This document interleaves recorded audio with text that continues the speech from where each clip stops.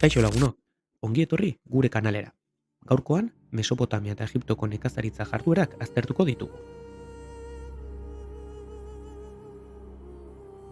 Munduko lehenengo zibilizazio handiak jaio ziren Mesopotamia eta Egipton. Bilur emankor, hiru ibai handi eta historia aldatu zuten bi herri.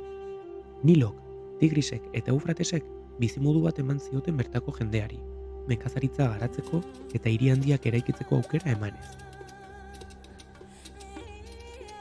Hemen sortu ziren lehen idazkera, lege eta erresumak. Baina zergatik izan ziren ibai hauek horren garrantzitsuak? Jakin nahi baduzu, jarraitu ikusten. Afrikako iparrekialdean Nilo ibaiaren inguruan garatu zen Egipto.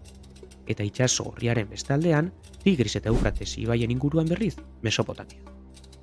Bi lurralde hauetan euri eskasia izaten zen, eta urtean zehar prezipitazioak oso irregularrak izaten ziren. Ondorioz, ezinbestekoa zen ibai emaritsu hauetako uraz baliatzea nekazaritza garatzeko. Horregatik, mapari erreparatzen badiogu, ibai hauen ertzean dauden lurrak oso emankorrak direla ikusiko dugu, berde kolorez jantzirik. Inguruko lurrak askoz ere lehorragoak diren bitartean, kolore marroixkarekin irudikaturik. Oso nabarmena da adibidez Nilo ibaiaren inguruan, Niloren deltan emankortasun handia bereiztu dezakegulari.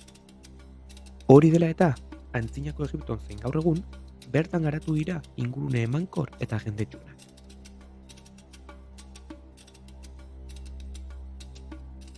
Kristo aurretik, 4. milurtekotik aurrera hasi ziren ibai hauen gaineko kontrola hartzen. Horretarako, aurrerakuntza oso handiak egin ziren. Euste dikeen eta ubideen eraikuntzek soroak modu egokiagoan ureztatu ahal izatea eta landu zitezkeen lurren azalera handitzea ahalbidetu zuten.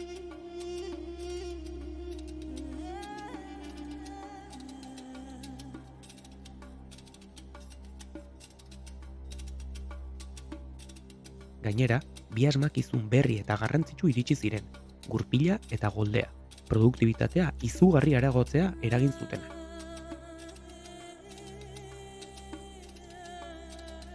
Soroen laborantza kontrolatu ahal izateko teknika berriak garatu ziren, kalkulu, eraikuntza eta kontabilitate sistemen ingurukoak. Gainera, egutegi bat asmatu zuten, Nilo ibaiaren ur goraldiak aurreikusteko, iruditan daukazuena.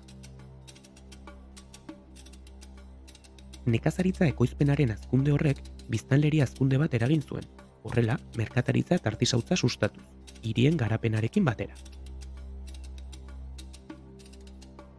Nilo ibaiaren iturburua Egiptotik hegoaldera dago, udan euri ugari jasotzen duen eremu batean. Horregatik, ekaina eta iraila bitartean, ibaiak ur goraldi handia izaten zuen, eta uholdeak sortzen ziren ibai ertzetako lurrak ondoratuz. Urritik aurrera, ur horiek atzera egiten zuten, eta loi geruza emankor bat uzten zuten. Bertan egiten zuten landaketa. Garia eta garagarra bezalako zerealak, dilistak eta garbantzuak bezalako lekaleak, tipula eta porruak bezalako barazkiak, eta mahatsak edo tatilak bezalako fruituak ereiten zituzten. Papiroa eta lioa ere landatzen zituzten, ondoren papera eta arropa egiteko. Uztaldia, otsaila eta ekaina bitartean gauzatzen zen, ereindakoa bilduz. Nekazaritza lan gehienak gizonezkoek egiten zituzten, baina emakumezkoek bilketan laguntzen zuten. Gainera, ogia eta garagardoa egiten zuten, jantziak josten zituzten eta soberakinak azokan saltzen zituzten.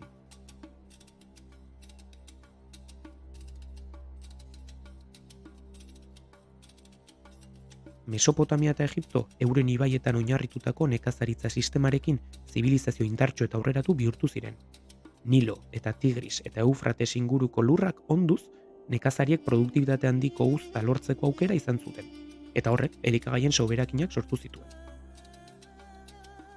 Horrela, gizarteak espezializatu egin ziren, administrazioak sortu ziren eta kultura aberatsak sortu ziren, hala nola, idazkera, arkitektura eta zientzia. Ibai hauek ez ziren soilik garapen ekonomikorako iturri izan, gizartearen eta boterearen funtzionamendurako ezinbestekoak izan ziren.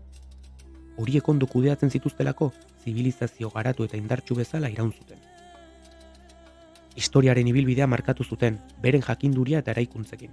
piramideak eta ziguratak oraindik ere altxorrak dira, haien ezagutza eta sinesmenen lekuko.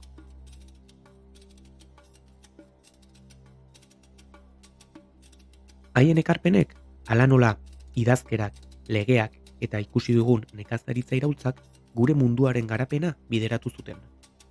Historia ulertzea gure iragana ezagutzea da, eta iragan horrek gure etorkizuna eraikiko du. Eskerrik asko bideoa ikusteagatik, harpidetu eta jarraitu historia ezagutzen. Ondo izan!